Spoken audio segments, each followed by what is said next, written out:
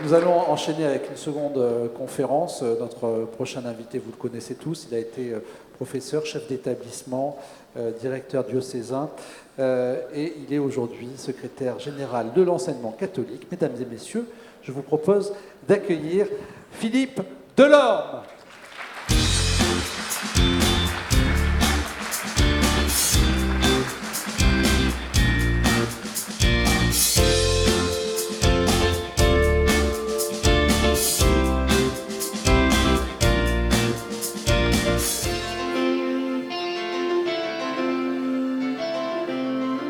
Bonjour Philippe Delorme.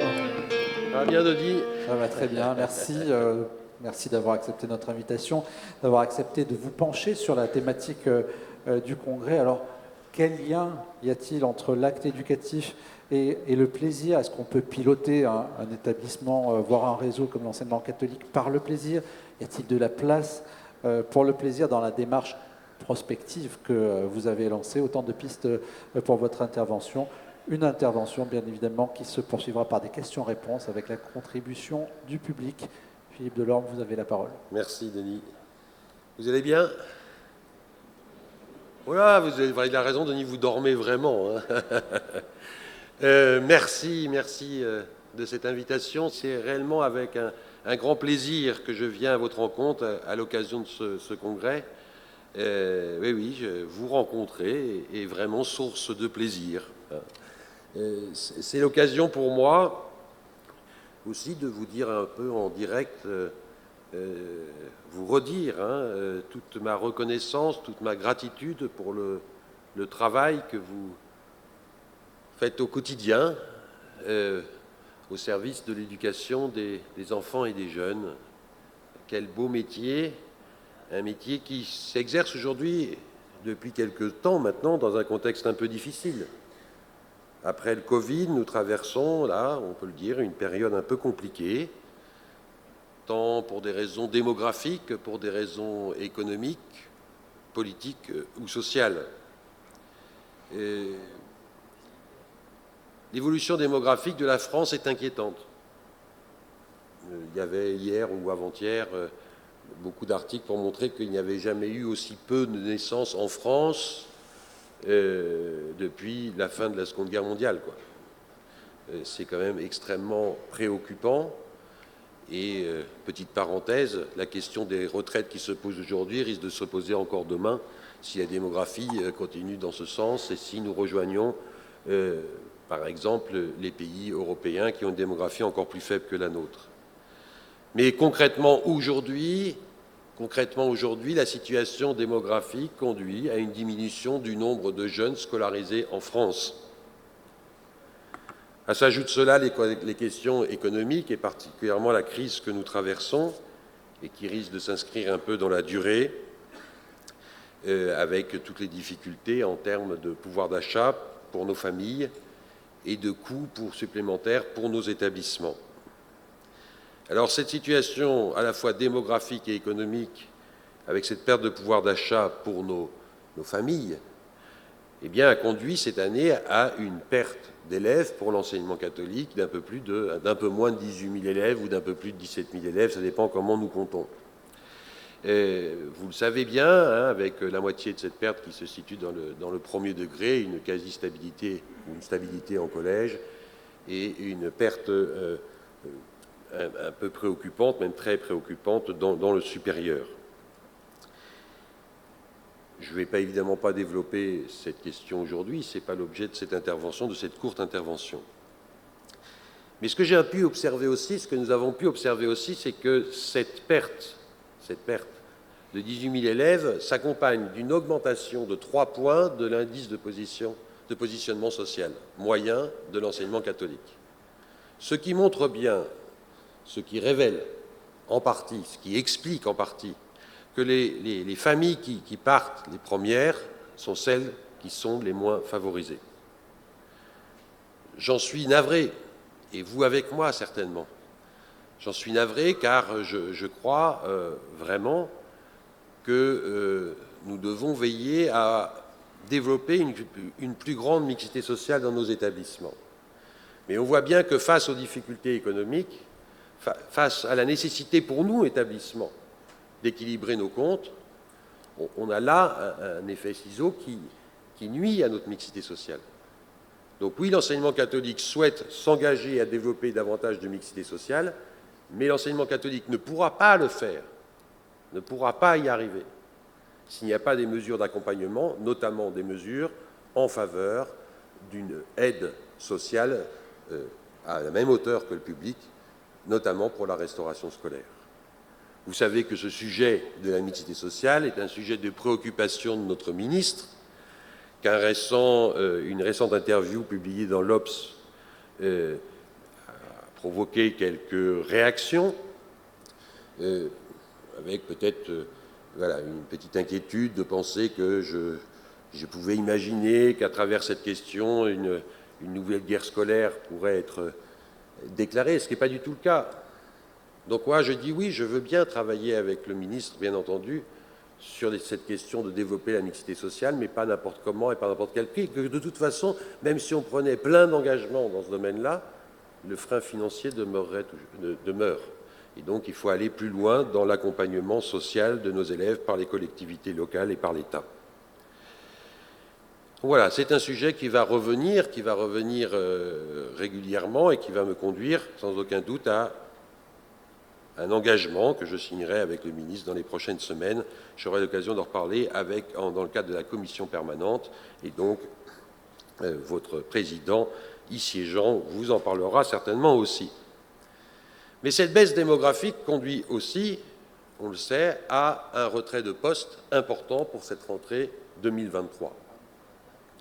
Retrait de postes qui n'est pas lié d'ailleurs à une autre baisse démographique, mais à la baisse démographique globale de la population scolaire en France.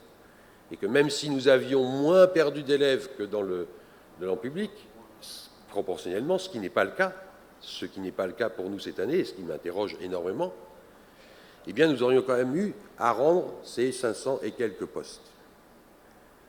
Je sais que cette rentrée, pour beaucoup d'entre vous, dans vos académies respectives, est particulièrement compliquée, et que dans une phase où il est nécessaire de rendre autant de postes, dans une période où il est nécessaire de rendre autant de postes, eh bien c'est toujours difficile d'arbitrer, ça conduit à des fermetures, à des regroupements, à des blessures aussi sans doute, et à des incertitudes qui ne facilitent pas votre travail. Des décisions nécessaires, mais douloureuses, doivent être prises avec courage, détermination et conviction, et c'est ensemble que nous y parviendrons. Alors dans ce contexte qui peut paraître morose, je peux comprendre que vous, chef d'établissement, après le Covid, devant la complexité de votre tâche, c'est vrai, vous avez une tâche complexe, vous éprouviez parfois une certaine lassitude, ce qui peut effectivement conduire à une diminution, voire à une disparition de tout plaisir dans l'exercice de la mission qui vous a été confiée.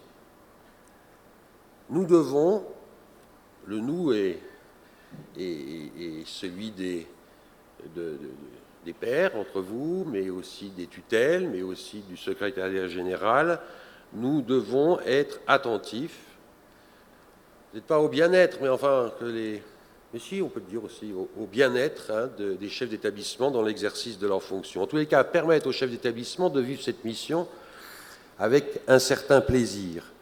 Et d'ailleurs, dans la démarche prospective, ça ne concerne pas que les chefs d'établissement, mais l'un des programmes reliés aux 4 axes stratégiques, c'est faire confiance et prendre soin des acteurs. Faire confiance et prendre soin des acteurs.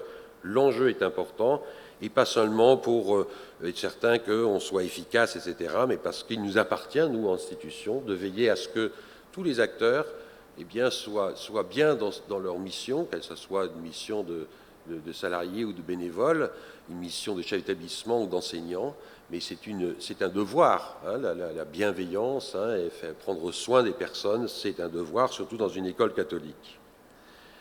Alors, dans le cadre de notre démarche prospective, j'ai souvent eu l'occasion d'ailleurs d'affirmer que les évolutions nécessaires au sein de notre institution doivent partir du terrain au sens large, de celles et ceux, c'est-à-dire vous, qui au quotidien font l'enseignement catholique quelque part. Alors je voudrais vous dire que je compte sur vous plus que jamais, sur votre capacité à innover dans le cadre des 4 axes stratégiques et des 12 programmes qui y sont associés, et que nous avons pu identifier à l'issue des rencontres régionales, pour vous investir pleinement dans cette démarche prospective, pour être moteur dans l'innovation éducative et pédagogique, pour permettre que l'on vive mieux, toujours mieux, au sein de notre institution. Alors, cet élan nouveau, provoqué, voulu, par cette démarche prospective, j'en suis absolument convaincu, va renforcer notre institution pour les prochaines années et nous permettra, j'en suis convaincu aussi, de faire face aux aléas, je dirais, démographiques, économiques, pour nous donner un peu plus de marge de manœuvre et surtout davantage anticiper. Alors oui, le contexte est difficile, mais je crois que tout est possible. Alors c'est vrai que dans ce contexte qui peut paraître difficile, un peu morose, etc., moi je me réjouis du thème que vous avez retenu pour ce congrès sur la question du plaisir dans le travail, et peut-être particulièrement dans la mission du chef d'établissement.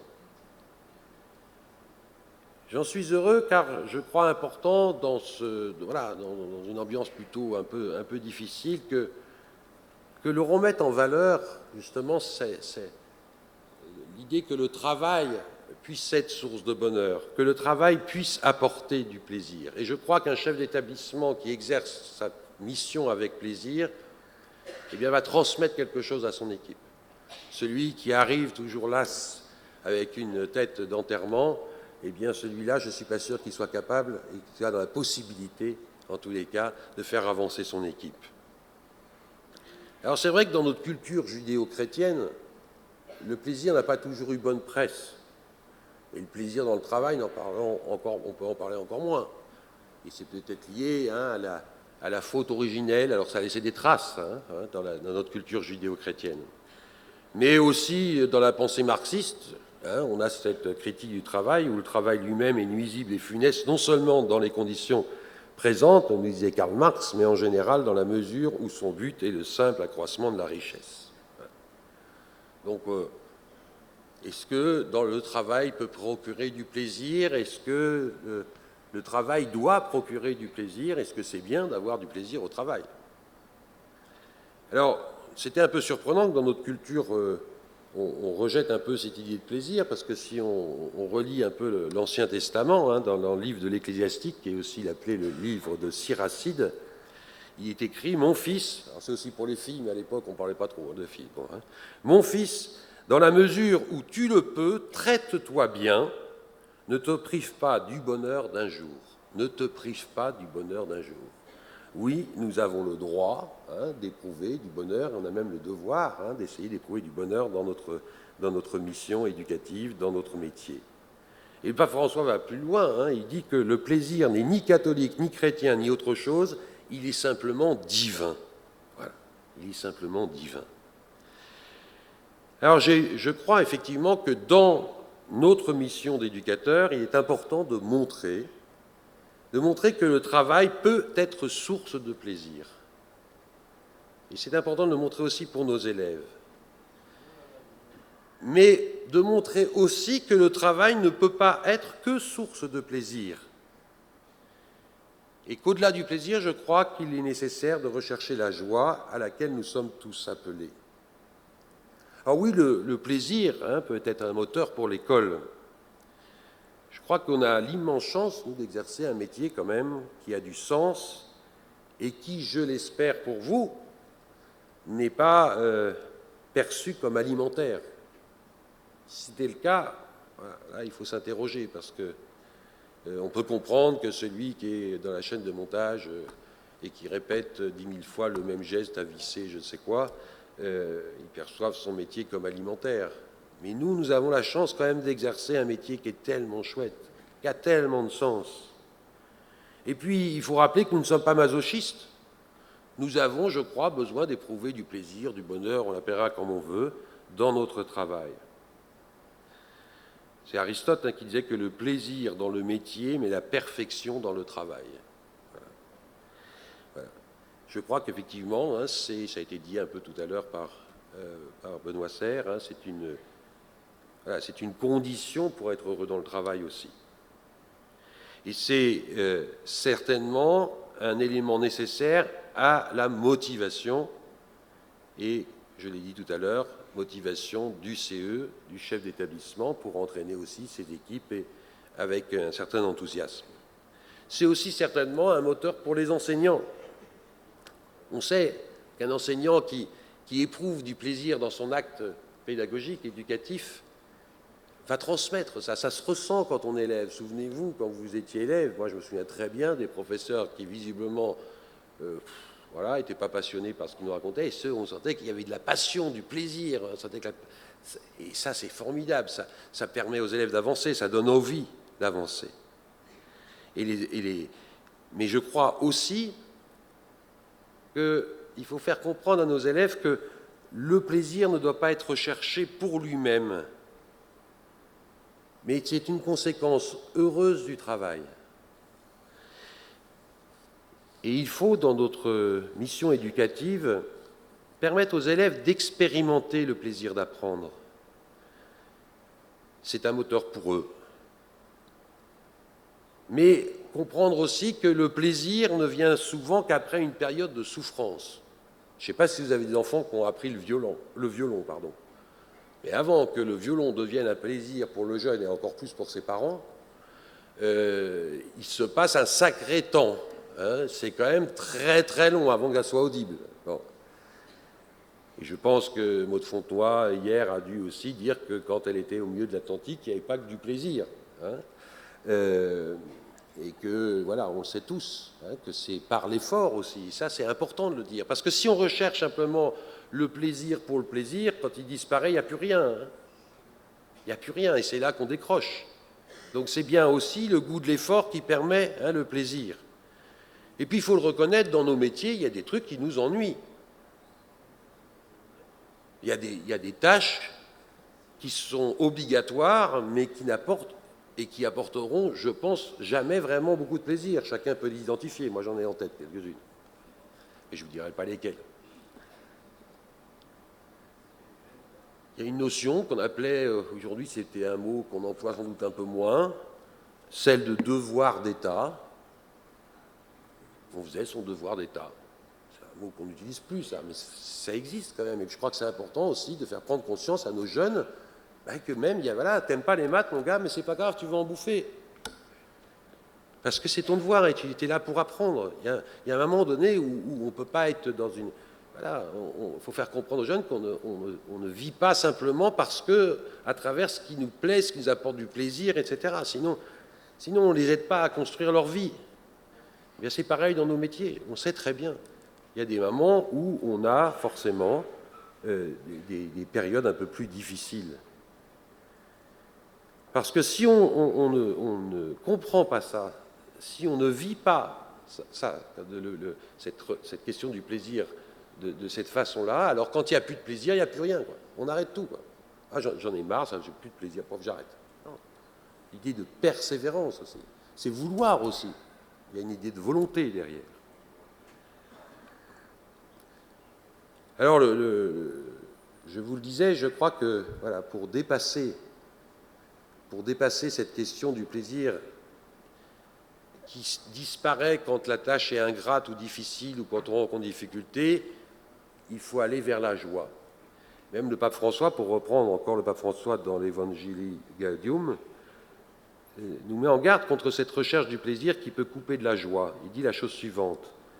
La tentation apparaît fréquemment sous forme d'excuses et de récriminations, comme s'il devrait y avoir d'innombrables conditions pour que la joie soit possible. Ceci arrive parce que la société technique a pu multiplier les occasions de plaisir. La société technique a pu multiplier les occasions de plaisir. On recherche le plaisir pour le plaisir. Mais elle a bien du mal à sécréter la joie. Il faut donc passer du plaisir à la joie. Parce que la joie, même dans les périodes de difficulté, même dans les périodes de souffrance, peut demeurer. C'est une vertu chrétienne, dans Jean, le Christ nous dit « Je vous dis cela pour que ma joie soit en vous et que votre joie soit parfaite ». Cette notion de joie, il faut la faire découvrir aussi à nos jeunes, et je vous souhaite aussi de la découvrir, voilà, de la vivre régulièrement, celle qui est ancrée dans notre cœur. Et voilà. Si ça vous amuse, vous lisez un texte de François d'Assise sur la joie parfaite. Alors on en est bien loin, hein, parce que là, c'est pour François d'Assise, la joie parfaite, ça rejoint le sacrifice du Christ, donc c'est quand même un peu fort, quoi. Hein. Mais là encore, le pape nous dit, je me souviens aussi de la joie authentique de ceux qui, même dans de grands engagements professionnels, c'est votre cas et s'adresse à vous, ont su garder un cœur croyant, généreux et simple. La joie s'accompagne de la simplicité et de l'humilité. Alors pour terminer, parce que j'avais 20 minutes et j'ai déjà consommé 19 minutes 48 secondes, je voudrais terminer ce propos sur ce texte de François Cheng sur la joie, vous voyez, qui est un petit commentaire, un écho de l'œuvre de Kim En-jung. Kim En-jung, vous connaissez peut-être, hein, il réalise beaucoup de vitraux, hein, dans le monde entier. Il y a même un de vos collègues ici présents qui, dans son établissement, a des vitraux dans sa chapelle, si mes souvenirs sont bons, hein, à Françoise Cabrini. Voilà. Donc, sur la joie, François Cheng. Commençons par le mot joie. Prononçons-le et nous entendons résonner la syllabe en deux temps qui évoque toute la dynamique d'un élan et d'un envol. Notre être s'amasse, s'enfouit, et enfin s'ouvre, éclate, emporté d'une irrésistible ascension. Mouvement qui nous entraîne tout entier, corps et esprit, exultation qui comble dans sa plénitude notre désir d'élévation comme notre besoin de liberté. Ni contentement, ni satisfaction, différente de l'euphorie ou même de la jubilation, la joie véritable n'est pas de l'ordre de l'avoir assoiffé, elle est transfiguration de l'être. Je vous souhaite à chacune et chacun de passer du plaisir à la joie. Merci beaucoup.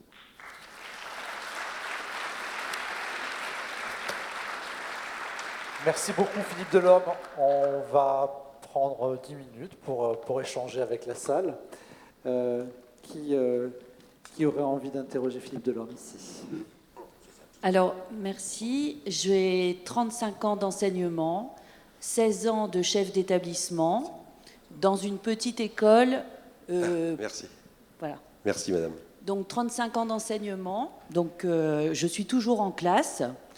J'ai 16 ans de chef d'établissement. Et vraiment, ce qui m'a animée de toute ma carrière, c'est vraiment le plaisir. Mais maintenant, je peux vous dire qu'autour de ça, il y a beaucoup de souffrance. Beaucoup de souffrance d'enseignante et beaucoup de souffrance aussi chez moi. Parce qu'il y a un moment donné où, en fait, on trouve qu'il n'y a pas de cohérence. On a des classes de plus en plus chargées, l'inclusion, des moyens pour permettre l'inclusion qui sont mais vraiment inacceptables. Là, par exemple, j'ai une AVSI qui est enceinte, elle n'est pas remplacée. Donc, on me dit, ben non, il n'y a aucun moyen de la remplacer. Donc, les parents, les six parents qui ont une AVSM, eh ben, on leur dit, on enlève la VSM parce que vous comprenez, il y a la VSI qui est prioritaire. Des enfants en souffrance, des parents en souffrance et des enseignantes qui ne trouvent plus de sens. Et moi, là-dessus, je les soutiens pour dire que là, c'est pas possible, quoi. Enfin, voilà. C'est ma dernière année, donc c'est mon dernier congrès. Et justement, sur le plaisir, ça a vraiment été quelque chose qui a été fondamental pour moi. Et je peux vous dire que la recherche du plaisir et de sens m'inquiète énormément parce que autour de moi, des enseignants motivés, j'en ai eu, et des enseignants qui me disent maintenant, j'en ai ras-le-bol, j'en ai plein aussi. Voilà. Merci beaucoup pour ce témoignage très fort. Philippe Delorme, on a l'impression dans ces propos qu'il y a eu une forme de dégradation. Est-ce qu'il y a des conditions objectives qui font qu'aujourd'hui, c'est peut-être plus difficile d'éprouver du plaisir, éventuellement de passer du plaisir à la joie, de trouver du sens ? C'est vrai qu'on entend parler souvent du malaise des enseignants, mais qui est aussi souvent présent chez un certain nombre de chefs d'établissement, parce que ce sont eux qui font face aux parents, eux qui sont les réceptacles de toute cette souffrance. Est-ce qu'il y a une dégradation et qu'est-ce qu'on peut faire ? Merci pour votre cri de colère qui, je le sais, exprime un désir, un attachement fort à votre métier et à la façon dont vous avez pu le vivre pendant toutes ces années. On ne peut pas... ce qui est compliqué dans tout ça, c'est que c'est un environnement général de la société qui, en plus, avec un zoom particulier sur l'école et le monde éducatif. Mais l'école, finalement, est un réceptacle très fort de toutes les tensions qui existent dans notre société. Donc les parents stressés, pas forcément d'ailleurs au départ, qui vont du coup concentrer leur agressivité ou leur inquiétude autour de l'école, mais l'école est vraiment ce réceptacle. Alors là, il y a tellement de questions d'ordre différents qu'on n'a pas forcément d'ailleurs les réponses parce qu'on n'a pas les pouvoirs d'y répondre. C'est-à-dire qu'on entend bien qu'il y a une dégradation, qu'on entend bien qu'il y a une désaffection dans le monde enseignant, hein. On a de moins en moins d'enseignants, et on voit bien aussi par rapport à ce que disait Benoît Serre tout à l'heure, c'est que on n'a pas non plus les leviers qui nous permettraient peut-être de redonner cette joie au travail ou ce plaisir au travail comme on peut le faire dans une entreprise où il y a une grande liberté d'action qu'on n'a pas forcément. Alors il faut espérer que et dans un contexte budgétaire en plus qui est très difficile. Donc tout ça, moi j'ai pas de réponse automatique, mais je pense que c'est ensemble qu'il faut travailler ça. C'est-à-dire qu'on peut pas faire des incantations non plus en disant, c'est-à-dire que on peut dire tout ça, mais concrètement, comment on œuvre. Alors ce qui est de notre pouvoir, c'est de rentrer dans cette démarche prospective et justement de travailler pour que dans ce qui est dans le champ de la responsabilité d'enseignement catholique, on puisse améliorer les choses. Mais on ne peut pas...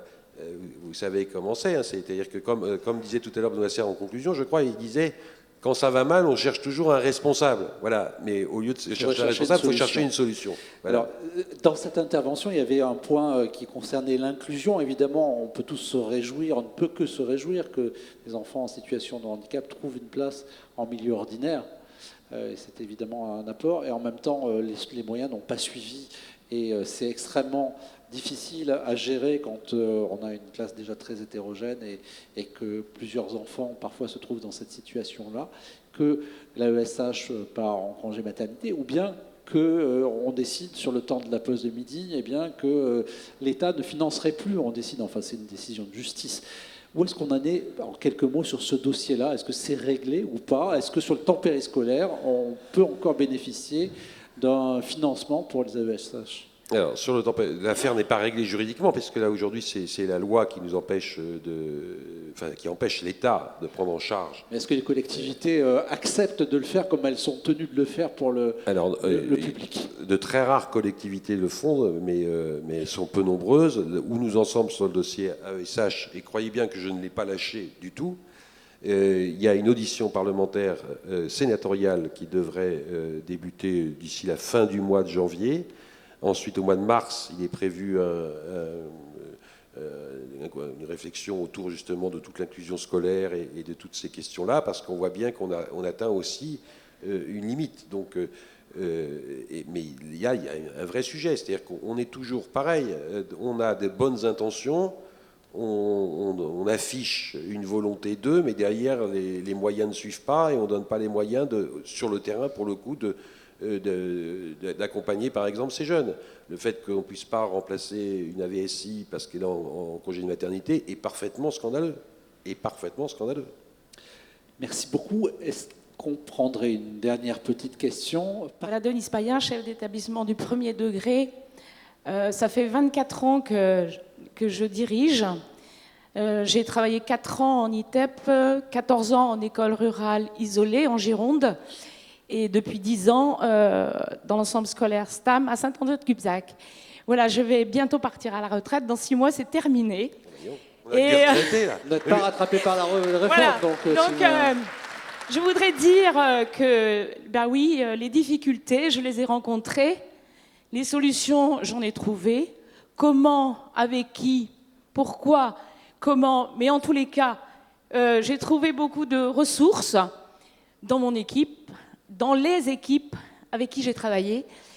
Et j'ai, par la confiance, par l'espérance, par la croyance, par l'optimisme, l'enthousiasme, la possibilité d'imaginer, de créer, d'avoir de l'autonomie, j'ai trouvé tout ça dans les formations, les séminaires, la formation tout au long de ma carrière. J'ai jamais arrêté. Plusieurs fois, je suis venue au SNEL.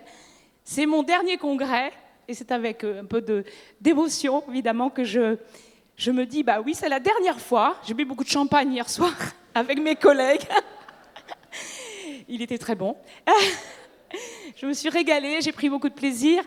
Vraiment, oui, voilà, le quotidien, il est lourd parfois, il est épuisant, mais ô combien riche de liens, riche de rencontres, riche de formations, riche de tout ce qu'on peut vivre, quoi.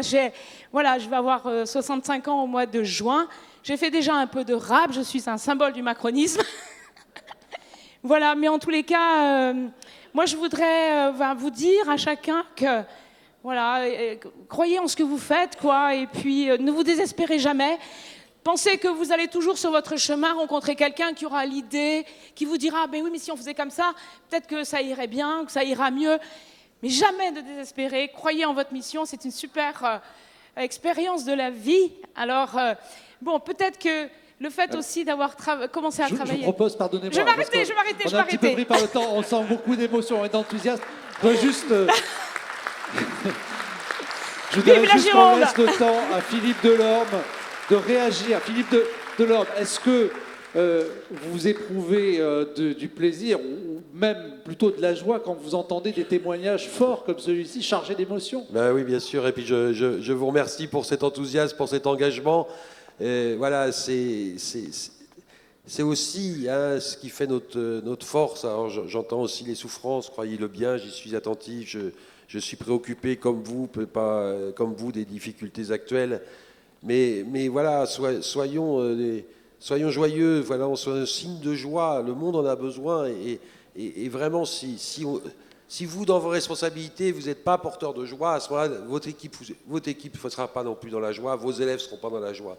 On a vraiment une responsabilité particulière. Quand on est chef, quand on est responsable, eh bien, il faut qu'on soit des moteurs. Alors moi, j'ai confiance en vous. Je vous remercie vraiment infiniment pour votre implication. Et je compte sur chacun d'entre vous pour vous lancer à fond dans la démarche prospective, parce que c'est l'avenir de l'enseignement catholique qui est en jeu. Merci beaucoup. Merci beaucoup, Philippe Delorme.